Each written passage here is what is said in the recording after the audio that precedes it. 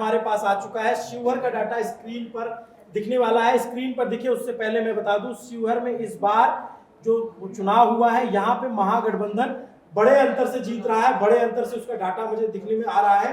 40% vote महागठबंधन को यहाँ मिलता दिख रहा है। एनडीए को मात्र 27% वोट है, लेकिन जन स्वराज यहाँ 21% वोट लेकर जा रहा है। 21% बहुत बड़ा नंबर है जी। इस जिले में एक सीट है और इसी विधानसभा में उनके पास में ये आंकड़ा आ रहा है हमारे सामने।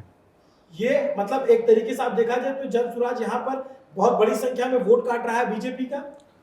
निश्चित रूप से जो जेडीयू है उसका बहुत बड़ा वोट, हाँ, जेडीयू का सबसे बड़ा नुकसान। पिछली बार इतना अंतर नहीं था। इस बार चेतन आनंद जीते थे। चेतन आनंद यहाँ से आरजेडी से। मोहन जो उनके बेटे हैं, जो उनकी पत्नी लवली आनंद जो है वो सांसद भी हैं। आनंद मोहन के बेटे हैं चेतन आनंद। और इस बार क्या लग रहा है, इस बार क्या आंकड़ा आ रहा है सामने? उनकी सीट जो है बदली हुई थी और उस सीट के बाद यहाँ पे जीत जो दिख रही है वो दिख रही है आरजेडी की ही।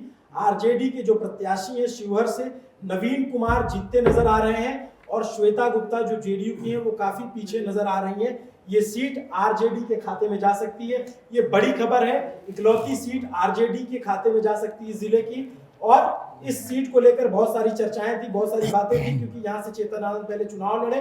चुनाव लड़ने के बाद वो वापस चले गए, उनकी सीट बदली गई। बीच में उन्होंने तेजस्वी यादव के खिलाफ वोट किया था विधानसभा में। जब वोटिंग हुई सरकार बनाने के लिए तो खिलाफ वोट किया, वो पाला बदल गए। तो फिर उसके बाद आरजेडी ने उन्हें टिकट नहीं दिया, वो जेडीयू की टिकट पर दूसरी सीट से चुनाव लड़े। उस सीट पर हम आएंगे, लेकिन फिलहाल की बड़ी खबर ये है और बड़ा अनुमान ये है कि शिवहर की सीट आरजेडी जीत सकती है। ये सीट आरजेडी के खाते में जा रही है। आरजेडी की टैली यहाँ से थोड़ा ऊपर जाने की स्थिति में नजर आ रही है।